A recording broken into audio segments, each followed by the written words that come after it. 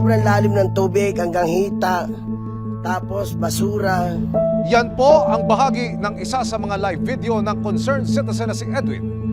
Maririnig dito ang kanyang hinaing sa sinapit ng kanyang amang namayapa noong taong 2015.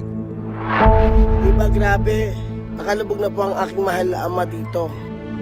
Paano na lang daw sila makabibisita sa mga mahal nila sa buhay kung ganito na ang kanilang maabutan? Diyan po siya sa second floor. Bali po mayroon na rin po dito na lubog na first floor na talaga hindi na po pwedeng makuha. Mahirap po talaga. Nasa napa na rin po siya.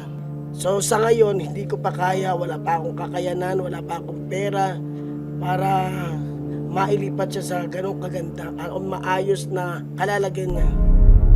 Halos 2 dekada nang nakalibing sa Peralta Municipal Cemetery ang kanyang ama. Pero itong taon na raw ang pinakamahirap na pagbisita sa kanya.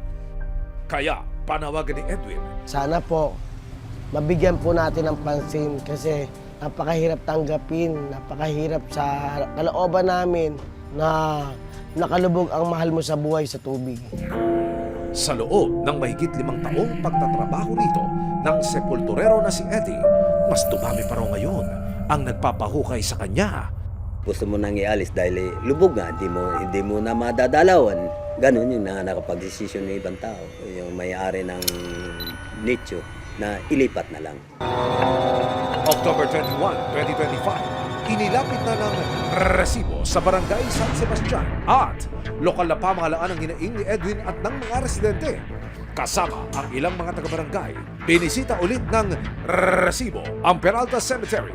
Ayon sa kagawad ng barangay, mauuwi pa rin daw sa palpak ng mga flood control projects ang dahilan sa paglubog ng kanilang sementeryo. Hindi po sana magkakaganto kung natugunan po talaga yung sa flood control po dito sa bayan ng Hagonoy. Napakalaking epekto po nito. 80% po ang lubog sa barangay ng San Sebastian.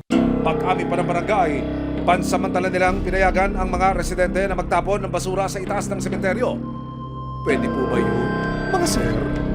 Ngayon po dito po talaga inilagay po lahat ng basura nila na pinayagan din naman po. So meron talagang nagtatapon dito dahil inalaw din po. Opo, kasi po gawa nga po nung mga pag-high tide. Meron po, sa laki ng tubig, hindi po nabababa tayo ng truck basta-basta kasi lulubugin po yung truck. Pelta naman ng lokal na pamahalaan, hindi nila inaprobahan ang pagtatapon ng basura sa sementeryo. Yung namang pagsisinop nun, nasa pangangalaga naman yun ng barangay. Definitely, pinamomonitor ng aming punong bayan yung mga ganyang issue ngayon. Ikinonsulta ng resibo sa DOH ang problema ng barangay. Ayon sa kanila, malaking panganib ang dala ng mga nababad ng labi na sinamahan pa ng mga basura at baha.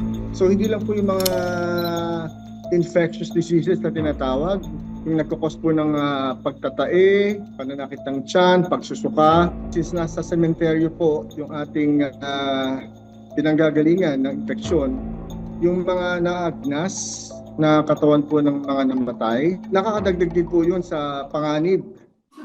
October 21, 2025, kasama ang resibo, nagkasanang meeting ang Municipal Environment and Natural Resources Office o MENRO at barangay para sa malawakang cleanup ng Peralta Municipal Cemetery.